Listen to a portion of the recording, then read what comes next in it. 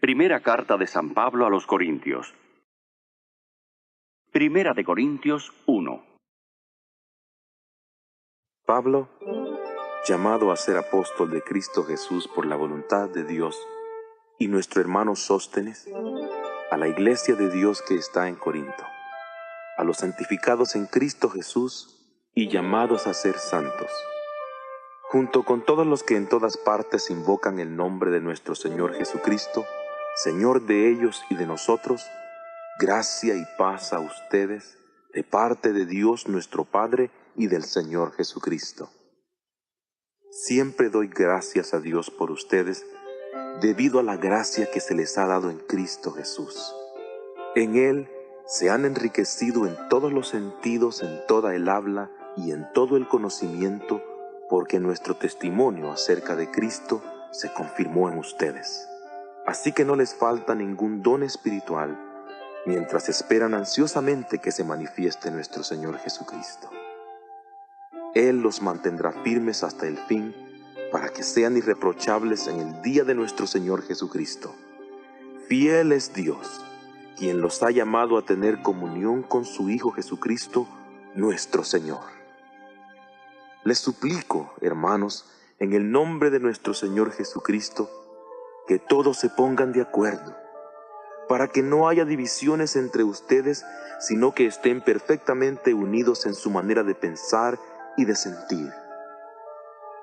Hermanos míos, algunos de la familia de Cloé me han informado que hay contiendas entre ustedes. Me refiero a lo siguiente. Uno de ustedes dice: yo sigo a Pablo. Otro afirma: yo sigo a Apolos. Otro: pues yo a Cefas.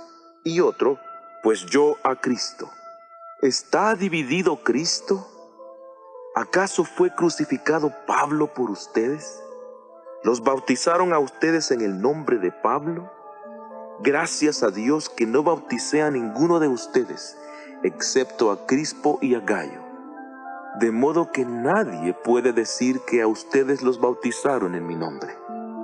También bauticé a la familia de Estéfanas. Fuera de estos, no recuerdo haber bautizado a ningún otro. Pues no me envió Cristo a bautizar, sino a predicar el Evangelio, no con palabras de sabiduría humana, no sea que la cruz de Cristo quede impotente.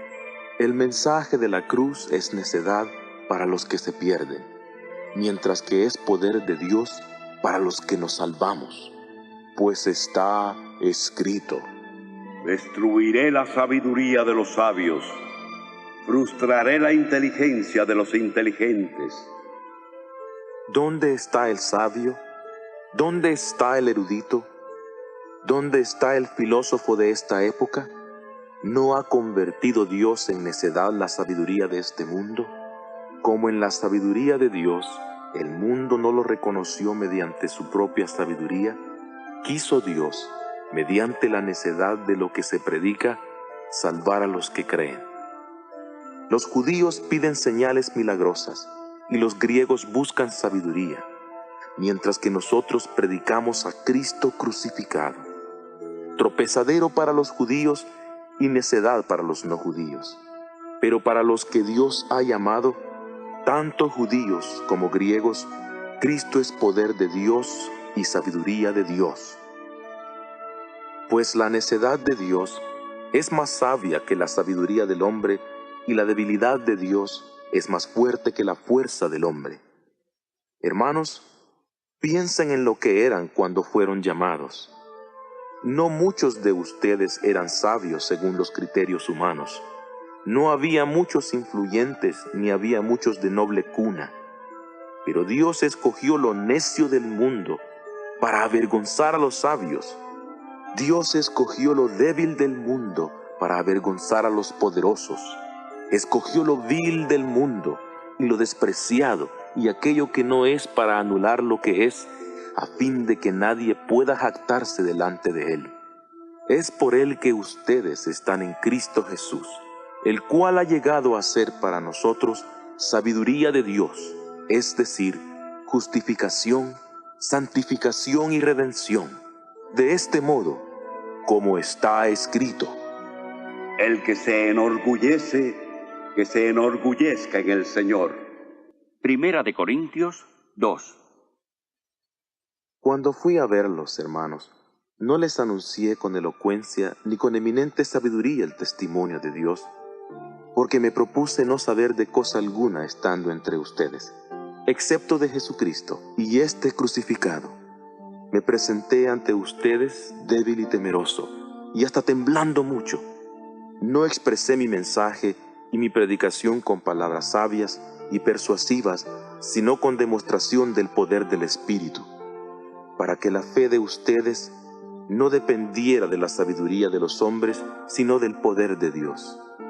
Sin embargo, presentamos un mensaje de sabiduría entre los que han alcanzado madurez, pero no de la sabiduría de este mundo, ni la de los gobernantes de esta época, que van desapareciendo. Más bien exponemos la sabiduría secreta de Dios, una sabiduría que ha estado oculta y que Dios destinó para nuestra gloria antes del inicio del tiempo. No la entendió ninguno de los gobernantes de este mundo, porque de haberla entendido, no habrían crucificado al Señor de la gloria. Sin embargo, como está escrito: Ningún ojo ha visto, ningún oído ha escuchado, ninguna mente humana ha concebido lo que Dios ha preparado para quienes lo aman. Pero Dios nos lo ha revelado por medio de su Espíritu. El Espíritu lo investiga todo, hasta las cosas más profundas de Dios. ¿Quién conoce los pensamientos de un hombre, sino el Espíritu del hombre que está dentro del hombre? Asimismo, nadie conoce los pensamientos de Dios, sino el Espíritu de Dios. No hemos recibido el espíritu del mundo, sino el Espíritu que procede de Dios, para que entendamos lo que Dios nos ha dado gratuitamente. Esto es lo que hablamos, no con palabras que nos haya enseñado la sabiduría humana, sino con las que enseña el Espíritu, expresando verdades espirituales con palabras espirituales. El hombre que no tiene el Espíritu no acepta lo que procede del Espíritu de Dios, pues para él es necedad, y no puede entenderlo, porque hay que discernirlo espiritualmente. El hombre espiritual lo juzga todo, pero él mismo no está sujeto al juicio de ningún hombre. Porque ¿quién ha conocido la mente del Señor para que pueda instruirlo? Pero nosotros tenemos la mente de Cristo. Primera de Corintios 3. Hermanos, no pude dirigirme a ustedes como si fueran espirituales, sino como mundanos, apenas niños en Cristo. Les di leche, no alimento sólido, porque no tenían la capacidad de digerirlo. En realidad, ni siquiera pueden digerirlo ahora. Ustedes todavía son mundanos. Mientras haya entre ustedes celos y contiendas, ¿no son mundanos? ¿Acaso no se están portando simplemente como hombres? Cuando uno afirma, yo sigo a Pablo, y otro, yo sigo a Apolos, ¿acaso no son nada más que hombres? A fin de cuentas, ¿qué es Apolos y qué es Pablo? Nada más que servidores por medio de los cuales ustedes llegaron a creer, según la tarea que a cada uno le ha asignado el Señor. Yo sembré la semilla, Apolos la regó, pero fue Dios quien la hizo crecer. Así que no es nada el que siembra, ni es algo el que riega, sino solo Dios, que hace que todo crezca. El que siembra y el que riega tienen un solo propósito, y a cada uno se le pagará según su propio trabajo. Porque nosotros somos colaboradores de Dios. Ustedes son el campo de cultivo de Dios, el edificio de Dios. Según la gracia que Dios me ha dado, yo eché los cimientos como un experto constructor, y otro construye sobre ellos. Pero cada uno debe fijarse cómo construye, porque nadie puede poner un fundamento diferente del que ya está puesto, que es Jesucristo. Si alguien construye sobre este fundamento usando oro, plata, piedras preciosas, madera, heno o paja, su obra será evidente tal cual es, porque el día la dejará al descubierto. Será revelada con fuego, y el fuego probará la calidad del trabajo de cada uno. Si permanece lo que ha construido alguien, éste recibirá recompensa. Si es consumido por el fuego, la persona sufrirá pérdida. Ella misma será salva, pero como quien escapa entre las llamas. ¿No saben que ustedes son templo de Dios y que el Espíritu de Dios vive en ustedes? Si alguno destruye el templo de Dios, Dios lo destruirá a él, porque el templo de Dios es sagrado y ustedes son ese templo. No se engañen. Si alguno de ustedes se cree sabio según las normas de esta época, debe volverse como un ignorante para así llegar a ser sabio. Porque la sabiduría de este mundo es necedad a los ojos de Dios. Como está escrito: Él atrapa a los sabios en la astucia de ellos. Y también: El Señor sabe que son vanos los pensamientos de los sabios. por lo tanto, no se enorgullezca nadie en los hombres. Todo es de ustedes, ya sea Pablo, o Apolos, o Cefas, o el universo, o la vida o la muerte, o el presente o el futuro. Todas las cosas son de ustedes, y ustedes de Cristo, y Cristo de Dios. Primera de Corintios 4. Los hombres deben considerarnos como servidores de Cristo y encargados de los secretos de Dios. Ahora bien, a los que se les encarga de algo, se les exige que demuestren fidelidad. A mí me preocupa muy poco ser juzgado por ustedes o por cualquier tribunal humano. En realidad, ni siquiera a mí mismo me juzgo. Tengo limpia la conciencia, pero eso no prueba mi inocencia. Es el Señor quien me juzga. Por lo tanto, no juzguen nada antes de tiempo. Esperen a que venga el Señor. Él sacará a la luz lo que está oculto en la oscuridad y revelará los motivos del corazón de los hombres. Entonces cada uno recibirá alabanza de parte de Dios. Hermanos, esto lo he aplicado a mí mismo y a Apolos, poniéndonos como ejemplo en beneficio de ustedes, a fin de que aprendan de nosotros lo de no ir más allá de lo que está escrito. Así ninguno de ustedes sentirá orgullo al favorecer a uno en perjuicio de otro. ¿Quién te distingue de los demás? ¿Qué tienes que no hayas recibido? Y si lo recibiste, ¿por qué presumes como si no lo hubieras recibido? Ya tienen todo lo que desean. Ya se han enriquecido. Han llegado a ser reyes. Y eso sin nosotros. Ojalá fueran de veras reyes para que también nosotros reináramos con ustedes. Tengo la impresión de que a los apóstoles nos ha exhibido Dios en último lugar en la procesión, como a hombres condenados a morir en el circo romano. Hemos llegado a ser espectáculo para todo el universo, tanto para los ángeles como para los hombres. Nosotros somos unos insensatos por causa de Cristo, mientras que ustedes son muy sabios en Cristo. Nosotros somos débiles, mientras que ustedes son fuertes. A ustedes se les estima, a nosotros se nos desprecia.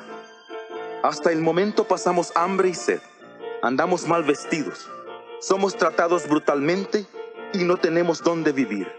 Trabajamos duro con nuestras manos. Cuando nos maldicen, bendecimos. Cuando nos persiguen, lo soportamos. Cuando nos calumnian, respondemos con amabilidad. Hasta este momento, hemos llegado a ser la escoria de la tierra, la basura del mundo. No les escribo esto para avergonzarlos, sino para amonestarlos, como a hijos míos amados. Aunque tengan 10,000 tutores en Cristo, no tienen muchos padres, porque en Cristo Jesús yo me convertí en su Padre mediante el Evangelio. Por tanto, les ruego que me imiten. Por esto les envío a Timoteo, que es mi hijo amado y fiel en el Señor. Él les recordará mi manera de conducirme en Cristo Jesús, según lo enseño por todas partes en todas las iglesias. Algunos de ustedes se han vuelto presuntuosos, como si yo no fuera a ir a verlos. Pero voy a visitarlos muy pronto, si Dios quiere. Y entonces me daré cuenta no solo de cómo hablan esos presumidos, sino cuánto poder tienen. Porque el reino de Dios no es cuestión de palabras, sino de poder. ¿Qué prefieren? ¿Que vaya a verlos con un látigo o con amor y espíritu apacible? Primera de Corintios 5. Es ya del conocimiento público que hay inmoralidad sexual entre ustedes, y de la que no se da ni entre los paganos, al extremo de que uno de ustedes tiene la esposa de su padre, y ustedes están satisfechos. ¿No debieron más bien estar entristecidos y haber expulsado de entre ustedes al hombre que hizo tal cosa? Aunque no estoy físicamente presente entre ustedes, sí lo estoy en espíritu, y ya he juzgado como si estuviera presente al que hizo esto. Cuando estén reunidos en el nombre de nuestro Señor Jesús, yo los acompañe en espíritu, estando presente el poder de nuestro Señor Jesús, entreguen a este hombre a Satanás, para que la naturaleza pecaminosa sea destruida y su espíritu sea salvo en el día del Señor. Hacen mal en jactarse. ¿No se dan cuenta de que un poco de levadura hace fermentar toda la masa? Líbrense de la vieja levadura para que sean masa nueva sin levadura, como son en realidad. Porque Cristo, nuestro Cordero Pascual, ya ha sido sacrificado. Así que celebremos la fiesta no con la vieja levadura, la levadura de la malicia y de la perversidad, sino con pan sin levadura, el pan de la sinceridad y de la verdad. Les he escrito por carta que no se relacionen con personas inmorales. Con eso no me refería en absoluto a la gente inmoral de este mundo, ni a los avaros y estafadores, ni a los idólatras. En ese caso, tendrían que salir de este mundo. Pero lo que ahora les escribo es que no deben relacionarse con nadie que, llamándose hermano, sea inmoral o avaro, idólatra o calumniador, borracho o estafador. Con el que es así, ni siquiera coma. ¿Por qué habría de ponerme a juzgar a los que están fuera de la iglesia? ¿No es a los de adentro a quienes les corresponde a ustedes juzgar? Dios juzgará a los de afuera. Expulsen al malvado de entre ustedes. Primera de Corintios 6. Si alguno de ustedes tiene un pleito con otro, ¿se atreverá a presentar la demanda ante los impíos en vez de acudir a los santos? ¿Acaso no saben que los santos juzgarán al mundo? Y si ustedes han de juzgar al mundo, ¿cómo no van a ser capaces de juzgar casos insignificantes? ¿No saben que juzgaremos a los ángeles? Cuanto más los asuntos de esta vida. Por tanto, si tienen pleitos sobre tales asuntos, nombren como jueces a los que aún para la iglesia son de poca estima. Digo esto para que les dé vergüenza. ¿Acaso no hay entre ustedes nadie lo bastante sabio como para juzgar un pleito entre creyentes? En vez de esto, un hermano demanda a otro, y esto ante los incrédulos. El hecho mismo de tener pleitos entre ustedes significa que ya han sido completamente derrotados. ¿Por qué no soportar más bien la injusticia? ¿Por qué no dejar más bien que los defrauden? Al contrario, son ustedes los que defraudan y cometen injusticias, y eso que se trata de sus hermanos. ¿No saben que los malvados no heredarán el reino de Dios? No se dejen engañar. Ni los que cometen inmoralidades sexuales, ni los idólatras, ni los que cometen adulterio, ni los que practican la homosexualidad, ni los ladrones, ni los avaros, ni los borrachos, ni los calumniadores, ni los estafadores heredarán el reino de Dios. Eso eran algunos de ustedes, pero fueron lavados, fueron santificados, fueron justificados en el nombre del Señor Jesucristo y por el Espíritu de nuestro Dios. Todo se me permite, pero no todo es beneficioso. Todo se me permite, pero no dejaré que nada me domine. Los alimentos son para el estómago, y el estómago para los alimentos. Pero Dios los destruirá a ambos. El cuerpo no está hecho para la inmoralidad sexual, sino para el Señor, y el Señor para el cuerpo. Con su poder resucitó Dios al Señor, y nos resucitará a nosotros también. ¿No saben ustedes que sus cuerpos son miembros de Cristo mismo? ¿Tomaré acaso los miembros de Cristo para unirlos con una prostituta? ¡Jamás! ¿No saben que el que se une a una prostituta se hace un solo cuerpo con ella? Pues la Escritura dice: los dos llegarán a ser un solo cuerpo. pero el que se une al Señor se hace uno con Él en espíritu.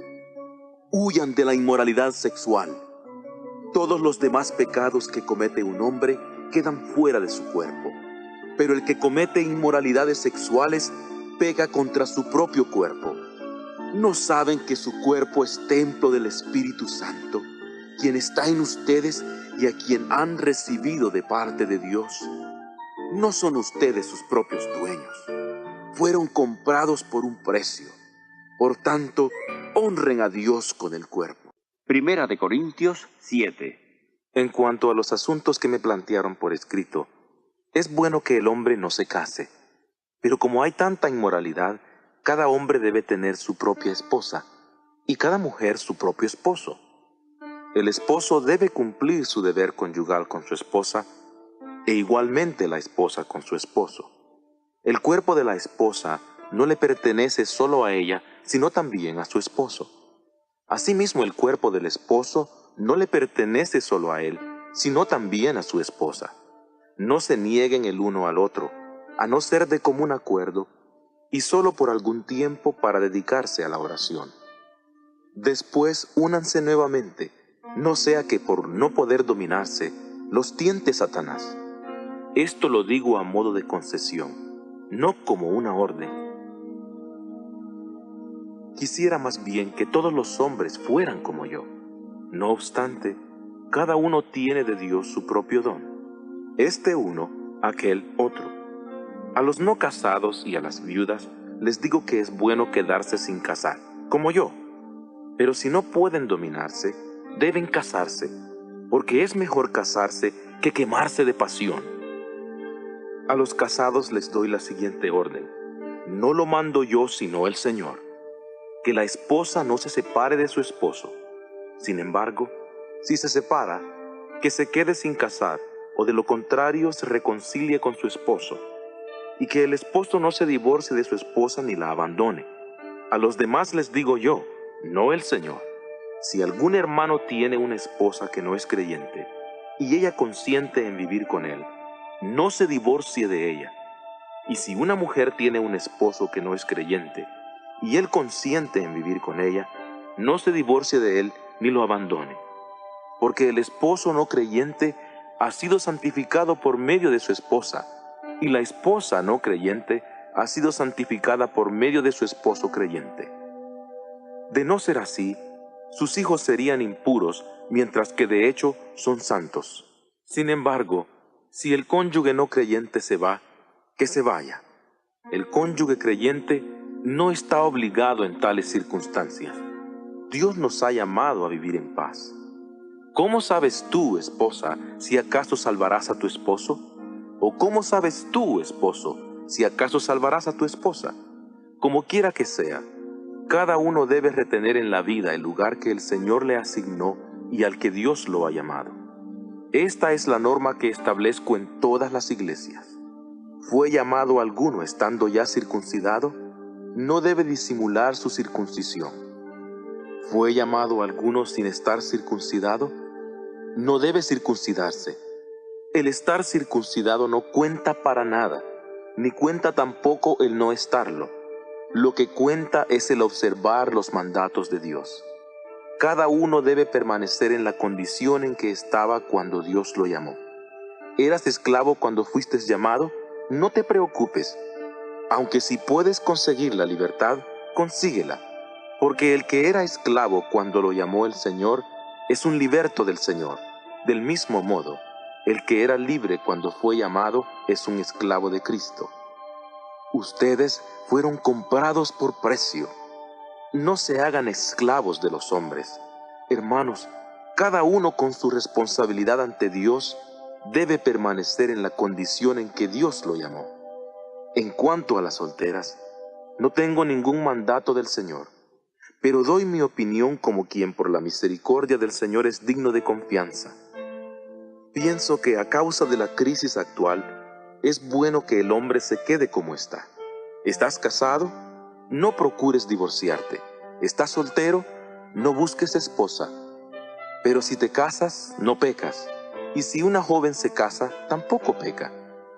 Sin embargo, los que se casan tendrán que afrontar muchos problemas en esta vida, y yo quiero evitárselos. Lo que quiero decir, hermanos, es que el tiempo es corto. De aquí en adelante, los que tienen esposa deberían vivir como si no la tuvieran, los que están de luto como si no lo estuvieran, los que están alegres como si no lo estuvieran, los que compran algo como si no fueran a quedarse con ello, los que se valen de las cosas de este mundo como si éstas no los absorbieran, porque este mundo, en su forma actual, va desapareciendo. Yo quisiera que estuvieran libres de preocupaciones. El soltero se preocupa por las cosas del Señor, por cómo agradar al Señor. Pero el casado se preocupa por las cosas de este mundo, por cómo agradar a su esposa, y sus intereses están divididos. La mujer no casada se preocupa por las cosas del Señor. Se afana por consagrarse al Señor tanto en cuerpo como en espíritu. Pero la casada se preocupa por las cosas de este mundo, por cómo agradar a su esposo. Les digo esto por su propio bien, no para ponerles restricciones, sino para que vivan de una manera honesta, con toda su devoción concentrada en el Señor. Si alguno piensa que no está tratando a su prometida como es debido, y ella es de edad madura, por lo cual él se siente obligado a casarse, debe actuar como quiera. Con eso no peca. Deben casarse. Pero el que se mantiene firme en su propósito y no está dominado por sus impulsos, sino que domina su propia voluntad y que ha resuelto no casarse con su novia, éste también hace bien. De modo que el que se casa con su prometida hace bien, pero el que no se casa hace mejor. La mujer está ligada a su esposo mientras él viva, pero si muere el esposo, ella queda libre para casarse con quien quiera, con tal que él pertenezca al Señor. En mi opinión, ella será más feliz si se queda como está, y creo que yo también tengo el Espíritu de Dios. Primera de Corintios 8. En cuanto a los alimentos sacrificados a los ídolos, sabemos que todos tenemos conocimiento. El conocimiento envanece, mientras que el amor edifica. El que cree que sabe algo, todavía no sabe cómo debiera saber. Pero al que a Dios ama, Dios lo conoce. De modo que, en cuanto a comer alimentos sacrificados a los ídolos, sabemos que un ídolo no significa absolutamente nada en el mundo y que hay un solo Dios. Pues aún, habiendo los así llamados dioses, ya sea en el cielo o en la tierra, y por cierto, que hay muchos dioses y muchos señores, sin embargo, para nosotros no hay más que un solo Dios, el Padre, de quien procedieron todas las cosas y para el cual vivimos. Y no hay más que un solo Señor, Jesucristo, por quien todo existe y por medio del cual vivimos. Pero no todos saben esto.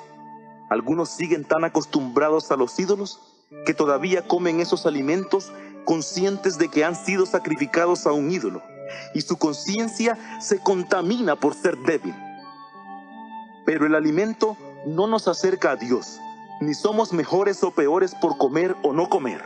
Sin embargo, tengan cuidado de que el ejercicio de su libertad no se convierta en tropezadero para los débiles, porque si alguien con una conciencia débil te ve a ti, que tienes este conocimiento, comer en el templo de un ídolo, ¿no se sentirá animado a comer lo que ha sido sacrificado a los ídolos? Entonces, ese hermano débil, por quien murió Cristo, se perderá por tu conocimiento. Al pecar así contra los hermanos, hiriendo su débil conciencia, ustedes pecan contra Cristo. Por lo tanto, si mi comida ocasiona la caída de mi hermano, no comeré carne jamás, para no hacerlo caer en pecado.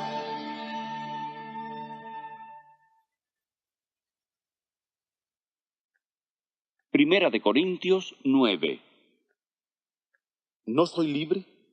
¿No soy apóstol? ¿No he visto a Jesús nuestro Señor? ¿No son ustedes el resultado de mi trabajo en el Señor? Aunque otros no me reconozcan como apóstol, para ustedes sí lo soy, porque ustedes son el sello de mi apostolado en el Señor. Esta es mi defensa contra los que ponen en tela de juicio mi conducta. ¿Acaso no tenemos derecho a comer y beber?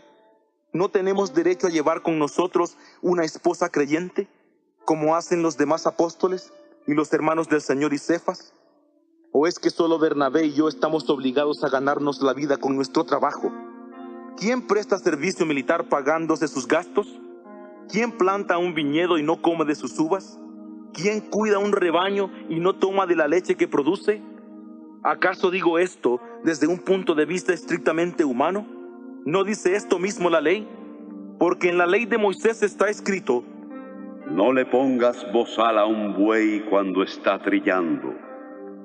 ¿Es que Dios se preocupa por los bueyes? ¿No será más bien por nosotros por quienes lo dice? Por supuesto que se escribió por nosotros, porque cuando el labrador ara y el segador trilla, deben hacerlo con la esperanza de participar de la cosecha. Si hemos sembrado semilla espiritual entre ustedes, ¿será mucho que cosechemos de ustedes lo material? Si otros tienen derecho a este sustento de parte de ustedes, ¿no lo tendremos aún más nosotros? Sin embargo, no ejercimos este derecho, sino que lo soportamos todo con tal de no obstaculizar el Evangelio de Cristo. ¿No saben que los que trabajan en el templo reciben su alimento del templo, y los que atienden el altar participan de lo que se ofrece en el altar? Así también el Señor ha ordenado que quienes predican el Evangelio reciban del Evangelio lo necesario para vivir. Pero no me he aprovechado de ninguno de estos derechos, ni escribo esto con la esperanza de que se haga así conmigo. Prefiero morir a que alguien me prive de esta satisfacción. Sin embargo, no tengo de qué jactarme cuando predico el Evangelio, porque tengo la obligación de predicar. ¡Ay de mí si no predico el Evangelio! Si lo hago voluntariamente, tengo recompensa, pero si lo hago por la fuerza, no hago más que cumplir la tarea que se me ha encomendado. Entonces, ¿cuál es mi recompensa? Que al predicar el Evangelio pueda presentarlo gratuitamente, sin hacer valer mi derecho. Aunque soy libre y no soy esclavo de nadie, me he hecho esclavo de todos para ganar a tantos como sea posible. Para los judíos, me volví como un judío, a fin de ganar a los judíos. Para los que viven bajo la ley, me volví como quien está sometido a ella, aunque yo mismo no estoy bajo la ley, a fin de ganar a los que están sometidos a ella. Para los que no tienen la ley, me volví como quien está sin ley, aunque no estoy libre de la ley de Dios, sino bajo la ley de Cristo, a fin de ganar a los que no tienen la ley. Para los débiles, me volví débil, a fin de ganar a los débiles. Me he hecho de todo para todos, a fin de salvar a algunos por todos los medios posibles. Hago todo esto por causa del Evangelio, para participar de sus bendiciones. ¿No saben que en una carrera compiten todos los corredores, pero solo uno obtiene el premio? Corran de tal modo que lo obtengan. Todos los que compiten en torneos deportivos pasan por un entrenamiento riguroso. Ellos lo hacen para obtener una corona que no dura, mientras que nosotros lo hacemos para obtener una que durará para siempre. Así que yo no corro como quien no tiene meta. No lucho como quien golpea el vacío. Más bien, golpeo mi cuerpo y lo convierto en mi esclavo, no sea que después de haber predicado a otros, yo mismo quede descalificado para el premio. Primera de Corintios 10. No quiero, hermanos, que desconozcan que nuestros antepasados estuvieron todos bajo la nube y que todos atravesaron el mar. En Moisés fueron todos ellos bautizados en la nube y en el mar. Comieron todos ellos el mismo alimento espiritual y tomaron la misma bebida espiritual, porque tomaban de la roca espiritual que los acompañaba, y esa roca era Cristo. Sin embargo, la mayoría de ellos no agradaron a Dios. Sus cuerpos quedaron tendidos en el desierto. Todo eso sucedió como ejemplo para que no nos apasionemos por lo malo como hicieron ellos. No sean idólatras como algunos de ellos, según está escrito. Se sentó el pueblo a comer y a beber, y se levantó a divertirse de una manera desenfrenada, como los paganos. No debemos cometer inmoralidad sexual, como hicieron algunos de ellos, y murieron 23,000 en un solo día. Tampoco debemos poner a prueba al Señor, como hicieron algunos de ellos, y fueron matados por las serpientes. Ni murmuren como hicieron algunos de ellos, y fueron matados por el ángel destructor. Todo esto les sucedió como ejemplo, y quedó escrito para advertirnos a nosotros, para quienes ha llegado el cumplimiento de los tiempos. Así que, si piensan que están firmes, tengan cuidado de no caer. Ustedes no han sufrido ninguna tentación que no sea común a la raza humana. Y Dios es fiel. Él no permitirá que sean tentados más allá de lo que pueden soportar. Más bien, cuando llegue la tentación, Él dará también una salida a fin de que puedan soportarla. Por eso, mis queridos hermanos, huyan de la idolatría. Me dirijo a personas sensatas. Juzguen ustedes mismos lo que digo. ¿No es la copa de bendición por la que damos gracias una participación en la sangre de Cristo? ¿No es el pan que partimos una participación en el cuerpo de Cristo? Puesto que hay un solo pan, nosotros siendo muchos, somos un solo cuerpo, porque todos participamos de un mismo pan. Consideren al pueblo de Israel. ¿No participan del altar los que comen de lo sacrificado? ¿Quiero decir con esto que el sacrificio ofrecido a un ídolo sea algo, o que el ídolo valga para algo? No, sino que lo que sacrifican los paganos lo ofrecen a los demonios, no a Dios. Y no quiero que ustedes tengan parte con los demonios. No pueden beber de la copa del Señor y a la vez de la copa de los demonios. No pueden participar de la mesa del Señor y de la mesa de los demonios. ¿Acaso queremos provocar a celos al Señor? ¿Somos acaso más fuertes que Él? Todo se permite, pero no todo es beneficioso. Todo se permite, pero no todo es constructivo. Nadie busque su propio bien, sino el de los demás. Coman de todo lo que se vende en la carnicería, sin preguntar nada por motivos de conciencia, porque del Señor es la tierra y todo lo que hay en ella.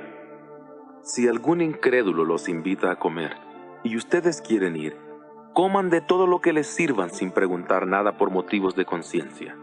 Ahora bien, si alguien les dice, esto ha sido ofrecido en sacrificio, entonces no lo coman, por consideración al que se lo dijo y por motivos de conciencia. Me refiero a la conciencia del otro, no a la de ustedes. ¿Por qué se ha de juzgar mi libertad según la conciencia ajena? Si participo con gratitud de la comida, ¿por qué me han de censurar debido a algo por lo cual doy gracias a Dios? Así que, ya sea que coman o beban, o hagan cualquier otra cosa, háganlo todo para la gloria de Dios.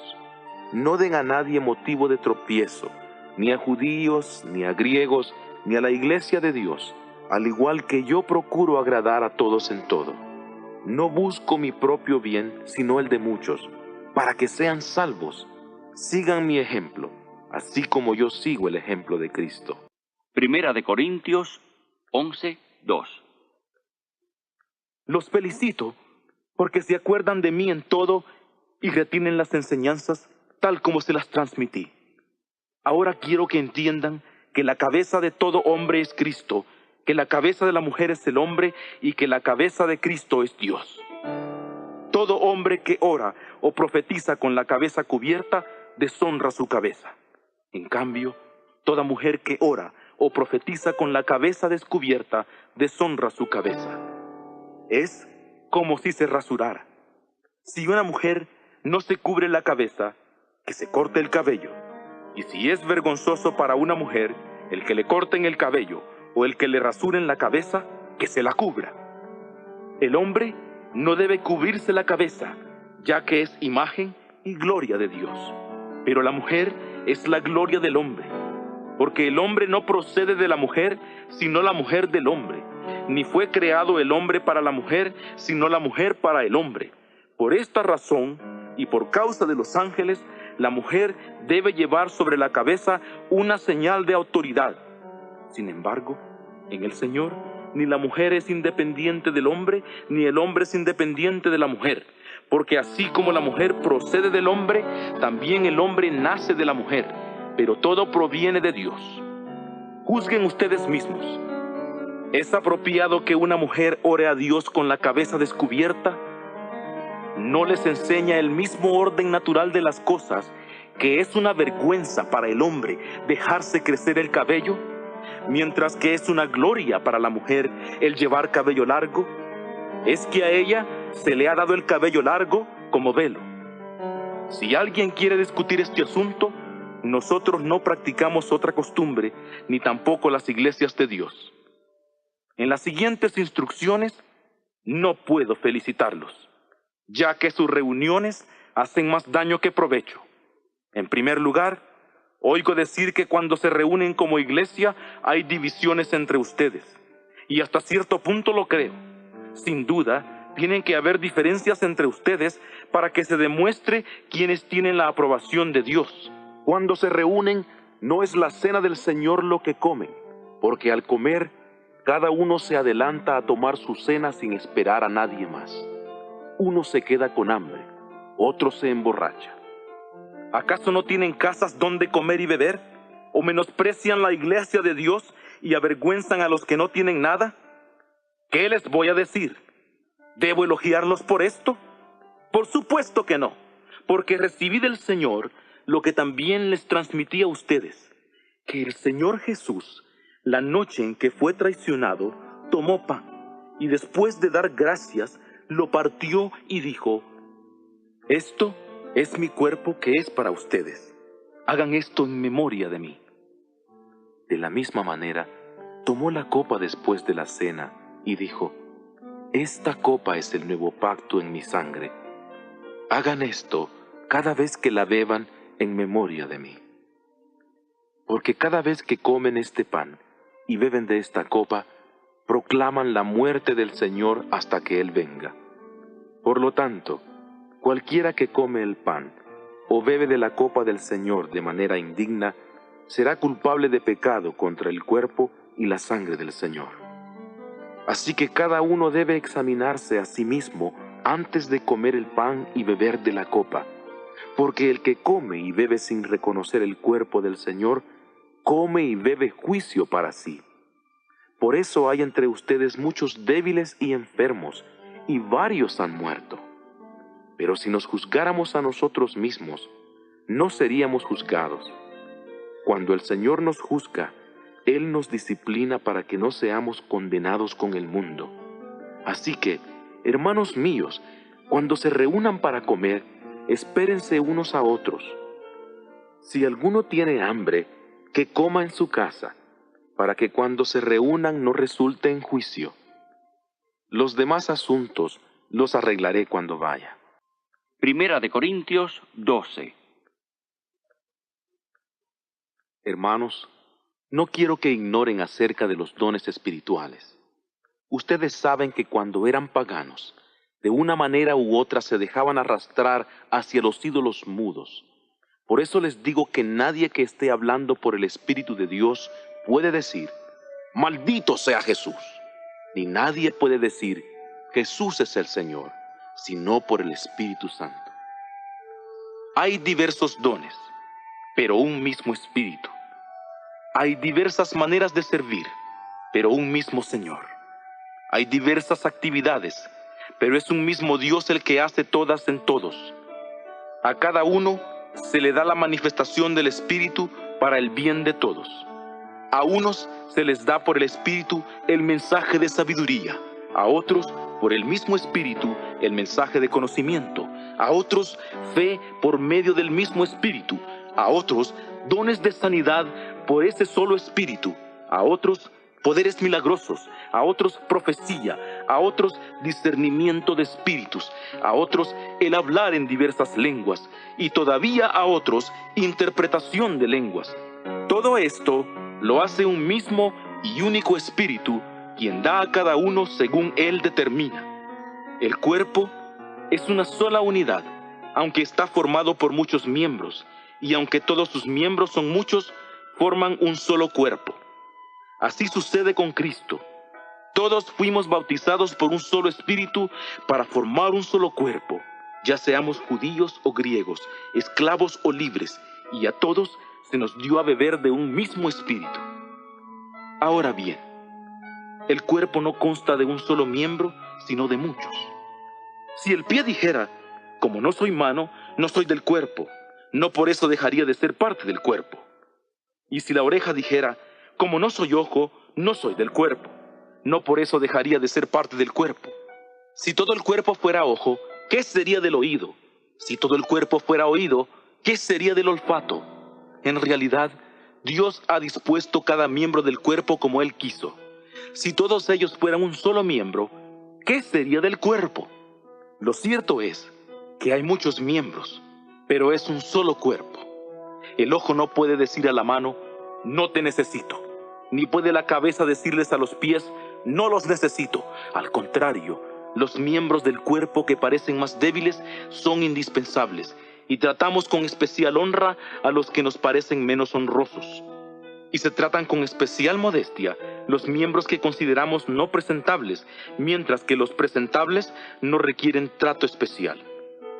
Así ha combinado Dios los miembros de nuestro cuerpo, dando mayor honra a los que carecían de ella, a fin de que no haya división en el cuerpo, sino que sus miembros se preocupen por igual unos por otros. Si un miembro sufre, los demás comparten su sufrimiento, y si un miembro es honrado, los demás se alegran con él. Ahora bien, ustedes son el cuerpo de Cristo, y cada uno es miembro de ese cuerpo. En la iglesia, Dios ha puesto, en primer lugar, apóstoles, en segundo lugar, profetas, en tercer lugar, maestros, luego los que hacen milagros, después los que tienen dones de sanidad, los que pueden ayudar a otros, los que tienen dones de administración y los que hablan en diversas lenguas. ¿Son todos apóstoles? ¿Son todos profetas? ¿Son todos maestros? ¿Hacen todos milagros? ¿Tienen todos dones de sanidad? ¿Hablan todos en lenguas? ¿Acaso interpretan todos? Sin embargo, aspiren con todo anhelo a los mejores dones. Ahora les voy a mostrar el camino más excelente. Primera de Corintios 13. Si hablo en las lenguas de los hombres y de los ángeles, pero no tengo amor, no soy más que un platillo que resuena o un címbalo que retiñe. Si tengo el don de profecía y entiendo todos los misterios y todo el conocimiento, y tengo una fe que logra trasladar montañas, pero no tengo amor, no soy nada. Si reparto entre los pobres todo lo que poseo, y si entrego mi cuerpo para ser consumido por las llamas, pero no tengo amor, no gano nada con eso. El amor es paciente, es bondadoso. El amor no es envidioso, jactancioso, ni orgulloso. No se comporta con rudeza, no es egoísta, no se enoja con facilidad, no guarda rencor. El amor no se deleita en la maldad, sino que se regocija con la verdad. Todo lo disculpa, todo lo cree, todo lo espera, todo lo soporta. El amor nunca se apaga, mientras que las profecías cesarán, las lenguas serán silenciadas y el conocimiento desaparecerá, porque en parte conocemos y en parte profetizamos. Pero cuando llegue lo perfecto, desaparecerá lo imperfecto. Cuando yo era niño, hablaba como niño, pensaba como niño, razonaba como niño. Cuando llegué a ser hombre, dejé atrás las cosas de niño. Ahora no vemos más que de manera indirecta y velada, como en un espejo. Pero entonces veremos cara a cara. Ahora conozco en parte, pero entonces conoceré tan perfectamente como soy conocido. Y ahora permanecen estas tres cosas: la fe, la esperanza y el amor. Pero la más excelente de ellas es el amor. Primera de Corintios 14. Sigan por el camino del amor y aspiren con todo anhelo a los dones espirituales, sobre todo el don de profecía. El que habla en lenguas no habla a los hombres sino a Dios. En realidad, nadie lo entiende. En su espíritu habla misterios. En cambio, el que profetiza habla a los hombres para fortalecerlos, animarlos y consolarlos. El que habla en lenguas se edifica a sí mismo, El que profetiza edifica la iglesia. Yo quisiera que todos ustedes hablaran en lenguas, pero preferiría que profetizara. El que profetiza es superior al que habla en lenguas, a menos que también interprete, para que la iglesia reciba edificación. Ahora, hermanos, si los visito y les hablo en lenguas, ¿de qué les servirá a ustedes a menos que les presente algún nuevo conocimiento o alguna revelación o profecía o enseñanza? Aún en el caso de las cosas inanimadas que producen sonido, tales como la flauta o el arpa. ¿Cómo se reconocerá la melodía que se toca si no hay diferencia en las notas? Y si la trompeta no da un toque claro, ¿quién se alistará para la batalla? Así sucede con ustedes, a menos que pronuncien con la lengua palabras comprensibles. ¿Cómo se sabrá lo que dicen? Será como si hablaran al aire. Sin duda, hay diversos idiomas en el mundo, pero ninguno carece de sentido. Así que si yo no capto el sentido de lo que alguien dice, seré como un extranjero para el que me habla, y él será como un extranjero para mí. Así sucede con ustedes, ya que tanto anhelan tener dones espirituales, traten de sobresalir en los dones que sirven para edificación de la iglesia. Por esta razón, el que habla en lenguas debe pedir en oración que se le conceda interpretar lo que dice. Porque si oro en lenguas, mi espíritu ora, pero mi entendimiento no se beneficia en absoluto. ¿Qué debo hacer entonces? Orar con mi espíritu, pero orar también con mi entendimiento. Cantar con mi espíritu, pero cantar también con mi entendimiento. Si alabas a Dios con tu espíritu, ¿cómo podrá decir amén a tu acción de gracias uno que se encuentra entre los que no entienden, ya que no sabe lo que dices? Puedes dar gracias adecuadamente, pero el otro no es edificado. Doy gracias a Dios de que hablo en lenguas más que todos ustedes. Sin embargo, en la iglesia prefiero emplear 5 palabras comprensibles que sirvan para instrucción de los demás que 10,000 palabras en lenguas. Hermanos, dejen de pensar como niños. Sean niños en cuanto a la malicia, pero adultos en su modo de pensar. En la ley está escrito: por medio de hombres de lengua extraña y por boca de extranjeros hablaré a este pueblo, pero ni aun así me escucharán, dice el Señor.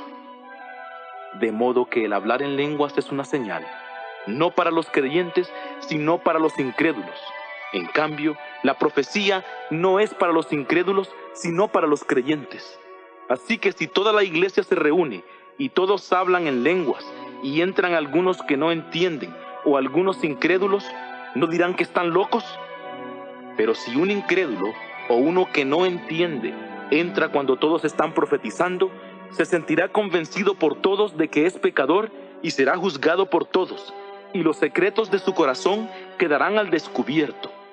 Así que se postrará ante Dios y lo adorará, exclamando: Dios está realmente entre ustedes. Entonces, ¿qué diremos, hermanos?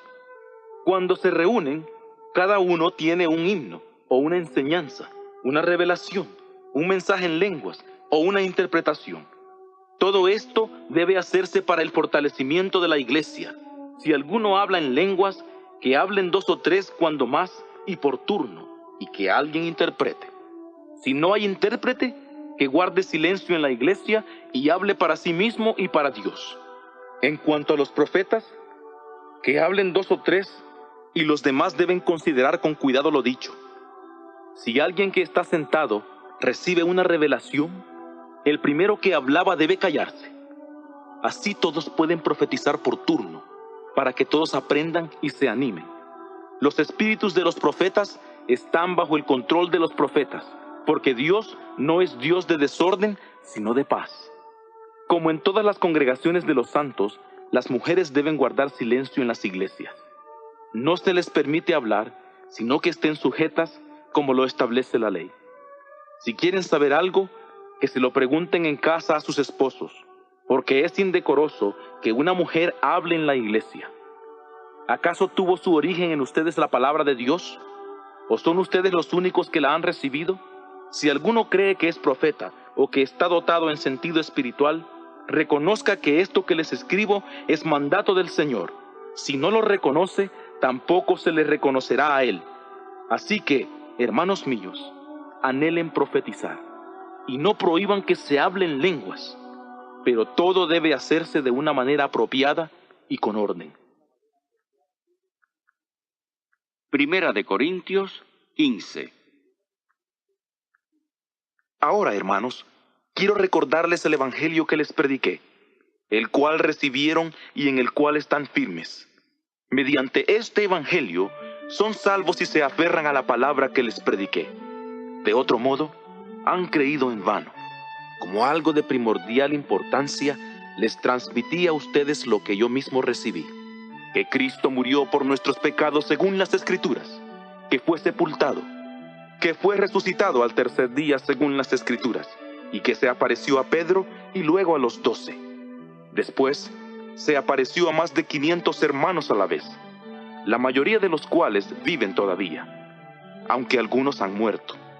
Luego se apareció a Jacobo, más tarde a todos los apóstoles, y por último, como a uno nacido fuera de tiempo, se me apareció también a mí. Soy el más insignificante de los apóstoles, y ni siquiera merezco ser llamado apóstol, porque perseguí a la iglesia de Dios.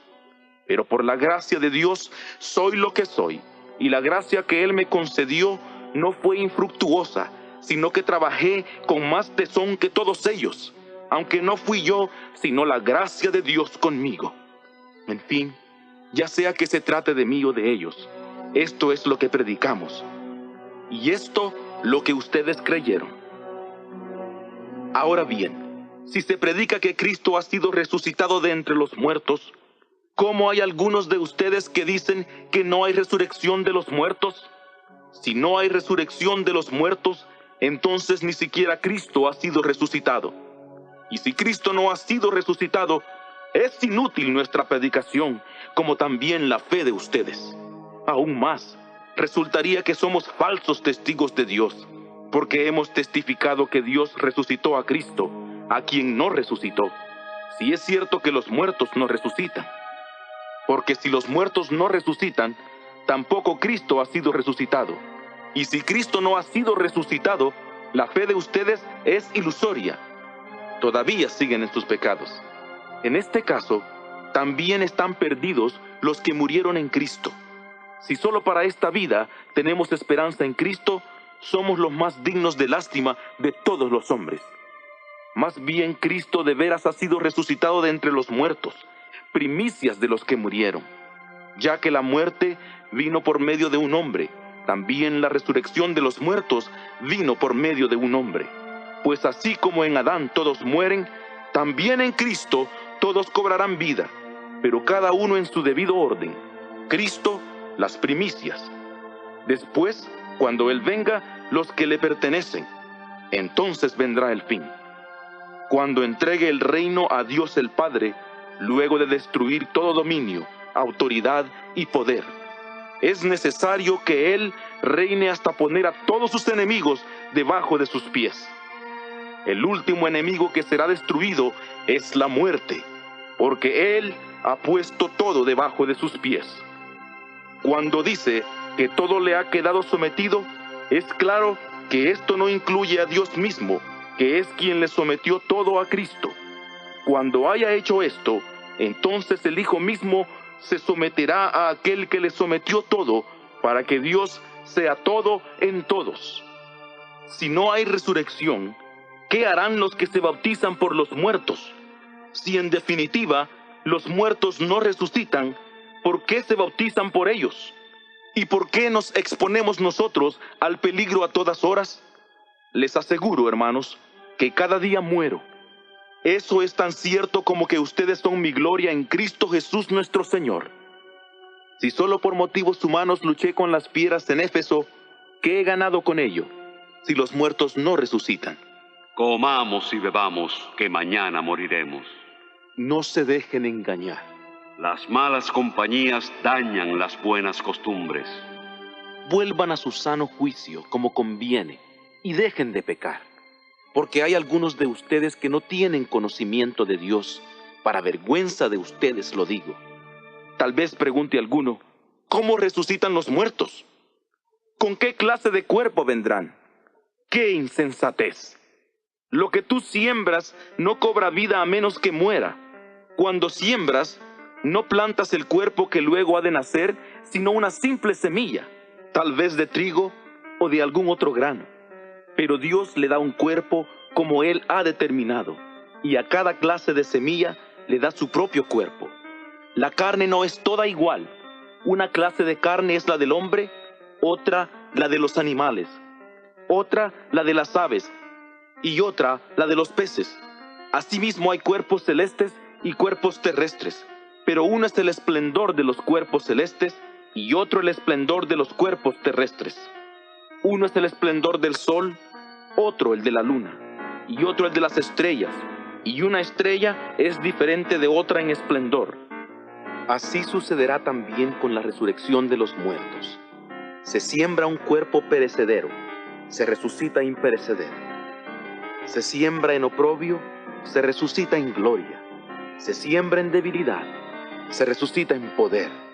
Se siembra un cuerpo natural, se resucita un cuerpo espiritual. Si hay cuerpo natural, también hay cuerpo espiritual. Así está escrito. Llegó a ser el primer hombre, Adán, un ser viviente. El último Adán, un espíritu que da vida. No vino primero lo espiritual, sino lo natural, y después lo espiritual. El primer hombre era del polvo de la tierra, el segundo hombre del cielo. Como era aquel hombre terrenal, así son también los de la tierra. Y como es aquel que es del cielo, así son también los del cielo. Y así como hemos llevado la imagen de aquel hombre terrenal, también llevaremos la semejanza de aquel que es del cielo. Les declaro, hermanos, que la carne y la sangre no pueden heredar el reino de Dios, ni lo perecedero puede heredar lo imperecedero. Fíjense bien en el misterio que les voy a revelar. No todos moriremos, pero todos seremos transformados en un instante, en un abrir y cerrar de ojos, al toque final de la trompeta. Pues sonará la trompeta, serán resucitados imperecederos los muertos, y seremos nosotros transformados, porque lo perecedero tiene que revestirse de lo imperecedero, y lo mortal de inmortalidad. Cuando lo perecedero se revista de lo imperecedero, y lo mortal de inmortalidad, entonces se cumplirá lo que está escrito. La muerte ha sido devorada por la victoria. ¿Dónde está, oh muerte, tu victoria? ¿Dónde está, oh muerte, tu aguijón? El aguijón de la muerte es el pecado, y el poder del pecado es la ley. Pero gracias a Dios, que nos da la victoria por medio de nuestro Señor Jesucristo. Por lo tanto, mis queridos hermanos, manténganse firmes e inconmovibles. Conságrense cada vez con más fervor a la obra del Señor, porque saben que su trabajo en el Señor no es en vano. Primera de Corintios 16. En cuanto a la colecta para el pueblo de Dios, sigan las instrucciones que di a las iglesias de Galacia. El primer día de cada semana, cada uno de ustedes debe separar cierta cantidad de dinero conforme a sus ingresos y ahorrarla, para que no se tengan que hacer colectas cuando yo vaya. Luego, cuando yo llegue, daré cartas de presentación a los hombres que ustedes hayan aprobado, y los enviaré con sus donativos a Jerusalén. Si conviene que vaya yo también, ellos me acompañarán. Después de pasar por Macedonia, iré a verlos, ya que voy a pasar por Macedonia. Tal vez me quede con ustedes algún tiempo, o hasta pase allí el invierno, para que puedan ayudarme a seguir el viaje donde quiera que vaya. No quiero verlos ahora de paso solamente, sino que espero permanecer algún tiempo con ustedes, si el Señor lo permite. Pero me quedaré en Éfeso hasta Pentecostés, porque se me ha abierto una puerta grande para un trabajo eficaz, y hay muchos en contra mía. Si llega Timoteo, procuren que no tenga de qué temer mientras esté con ustedes, porque él trabaja en la obra del Señor al igual que yo. Por tanto, nadie lo menosprecie. Ayúdenlo a seguir su viaje en paz para que pueda volver a reunirse conmigo. Lo estoy esperando junto con los hermanos. En cuanto a nuestro hermano Apolos, le rogué encarecidamente que les hiciera una visita en compañía de los hermanos. Él no quiso de ninguna manera ir ahora, pero irá cuando se le presente la oportunidad. Manténganse vigilantes, permanezcan firmes en la fe, pórtense como hombres de valor, sean fuertes, hagan todo con amor. Ustedes saben que los de la familia de Estéfanas fueron los primeros convertidos de Acaya y que se han dedicado a servir a los santos. Les recomiendo, hermanos, que se sometan a tales personas y a todo el que se nos une en el trabajo y en el esfuerzo.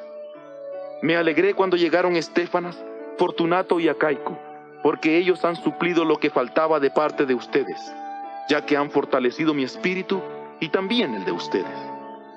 Personas así merecen que ustedes las reconozcan. Las iglesias de la provincia de Asia les mandan saludos. Aquila y Priscila los saludan cordialmente en el Señor, como también la iglesia que se reúne en la casa de ellos. Todos los hermanos de aquí les mandan saludos. Salúdense unos a otros con un beso santo. Yo, Pablo, escribo este saludo de mi puño y letra. Si alguno no ama al Señor, quede bajo maldición.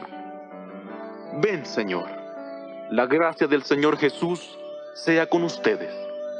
Los amo a todos ustedes en Cristo Jesús. Amén.